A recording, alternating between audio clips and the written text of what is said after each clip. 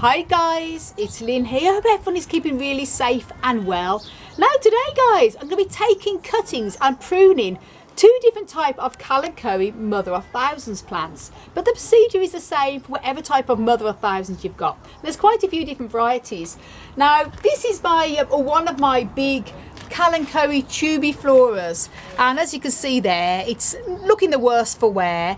It's just got through the overwintering in our polytunnel and it has grown like an octopus and not looking the best. This all needs cutting back, and these are sort of a bit straggly as well. And I did prune these back only about a month or so ago, and this is all the new growth coming back. That's going to bush out, so I'm going to leave these. And this is the other Kalanchoe Montiana. This one is pretty much okay. But this one here, as you can see, is growing a little bit bendy. So this will need to be pruned.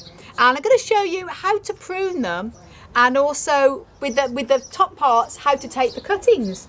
So here we go. I'm going to do this one first. Obviously use some good pruning shears that are clean. And here, this one, as I say, is pretty much okay. This one is okay. They do sort of grow a little bit bendy. Some people like that. I've got a few all different shapes, but I wanted to do this one to show you an example in the video. So a lot of people were saying that their mother of thousands plants are sort of growing all over the place. Can you prune them? And I say, yeah, you can prune them like normal plants and propagate the top parts if they're healthy. So here we've got here where it curves over. Obviously, I want to prune this back. So I'm going to be pruning this back here to just above a node. And the reason being, when you take cuttings, you take just below a node, because this is actually got little roots coming out of it. Roots then form from just below the node, and when you take a cutting, the new growth forms from above the node, and then the little middle piece you just throw away. So I'm going to cut this back to probably about here, to just above a node.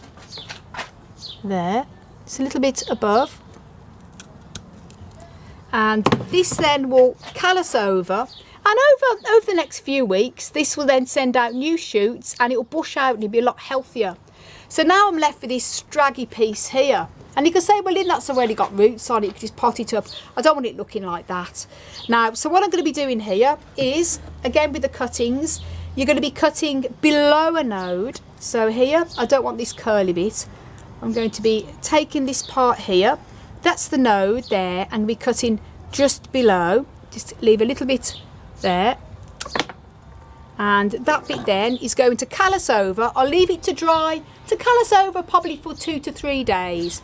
Once it's formed a callus, I can then pot it up into soil as normal. I'm then going to remove now while I'm doing it, these two bottom lower leaves. You can either twist them off or cut them off.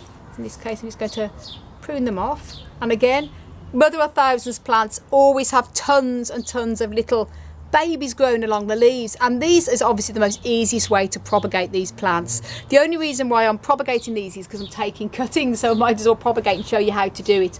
But I've made a video especially on how to propagate the mother of thousands plants, and in the video I show the whole procedure of sowing them when they're little plantlets, and to how they get to be big and how I pot them on. So do check that video out, links up above, and you'll see the whole stages over the weeks and the months, how quickly they grow and how they grow into lovely large plants. So I'm going to put these aside and put them onto some soil later. Very easy, just press them in as I explained in that video. Now there you go. I'm just going to leave that then, put that aside. That's a nice little healthy cutting there. And the reason why I've removed the lower leaves is because obviously when you're putting it in the soil, if them leaves are hanging down, they can easily get damp and rot. So that means this will all dry up and it can just go up like that. Happy days. So that's the first one done on there. This one now, I'm going to leave this. This is what I've cut down from previous. So that's easily done. So that's that one. Now this one is quite a difficult one. This is, as you can see, a bit of a mess. And this will be a good example to show you. Look at that, guys. And I will probably give this a good pruning back. And what I'm going to do first is this big hangy one. This is just hanging down. So this is obviously, this wooden part has died back. These plants really do like to be kept warm during the winter, and we overwintered ours in the polytunnel at minimum of 5 to 6, 7 Celsius, about 41 to 45 degrees Fahrenheit. Most of our other Kalanchoe plants do fine like that, but this particular, the mother of thousands, doesn't like to be kept cold. It's very succumbs very easily to fungus and stuff like that, especially stem rot, which is what's happened with this one here. As I say, they're so easy to propagate anyway, it's no big deal. I'm going to be cutting this back, that's where it's all died back. Here there's a bit of the healthy growth, so again I'm going to be cutting to just above a node, so when it grows out, it's going to grow from just above the node there. There we go. Now just check how that looks. Might need to be cut a little bit more. Yeah, I'm going to cut a bit more on that here because it doesn't look the healthiest.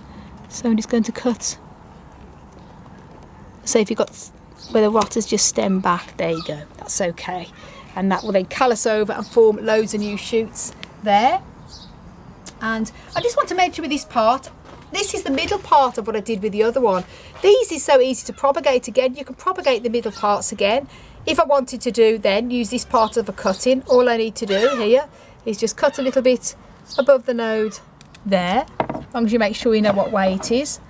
There you go, that's another little cutting there. Let that callus over. Once it's callused over a couple of days, put it into soil, treat it as a cutting. That will then obviously heal over, then you get loads of new growth coming up like that. So I'm going to be, once these have callused over, I'm going to pop them up as well. So that's another cutting, I meant to show you that. And this one here isn't really, it's not really worth much, so I'm going to throw that away. And this part here, as I say, that's the part that's dried back. It doesn't matter if this is a living part or a dead part. If you've got this, these Kalanchoe tubiflors tend to get very, very leggy, and it's really good to just prune them back. Now, what I'm going to be doing here, this is all the curly part here. So I'm going to be cutting here as a cutting, just below the node, which is about there. Nice and fresh. And then the same thing again, I'm going to let that callus over and then pop that as a cutting, and this will carry on going. It's a bit straggy, so I can prune this back a bit more if I want to as well, but I'm going to keep that as it is. Just going to give this a bit of a pruning as well. All this old stuff, not the nicest. And as I say, they're so easy to propagate really from the plantlets, but just like to keep something of the mother plant as well there. And then that can go, and it will send out the roots then from these nodes here, and I'll probably put it into that much soil as well after a few days of callusing over. So that's that one, the tubiflora. These parts, all the dead parts can just be thrown away, and then this part I'm left over with. Again, this part is all died back anyway, but this part can be treated again as a cutting. So what I'm going to do here, this is where it's pretty fresh, is that's probably be okay. I'm just going to cut a little bit more down there to just a little bit below the node again for the cutting, because this is sort of the middle piece. There you go. And then I'm going to cut here, maybe to just above the node here. There you go. So I want to make sure that's the right way up. That doesn't look too good, so I'm going to again cut a little bit lower down again, because that looks like where it sort of died back. So again, just a little bit above a node. There's the node, and that's where I'm cutting there. There you go, that's healthy. So that's the right way for where it was rooting, so that can go here. Easy to, if you just put them all together, to forget which is the right and left, so the right way and the other way. So that's, once that's calloused over, that can then go in, and if there's roots there, you can cut these back. And in fact, I'm going to do that now actually, because I need to. And then that can go in, and that's going to send out new little shoots. It's going to be interesting to see how it looks. So there we go, guys, a little bit of a propagating, how to propagate Kalanchoe and give a bit of a prune at the same time. And I hope you enjoyed the video. And if you want to know a little bit more on how to care for cacti succulents, please do check out my website, desertplantsofavalon.com. And a very special thank you to my wonderful fiancé Hans, who has been filming me behind the camera. So don't forget to subscribe to Hans as well, links up above. And I have made, I say, a few videos on Kalanchoes in the past as well, when they're flowering and everything like that, so I'll put a few links onto this video. So guys, thank you so much for watching, and I want to send you loads of love, heaps of happiness, and tons of plant power from across the Emerald Isle. And until my next video, bye.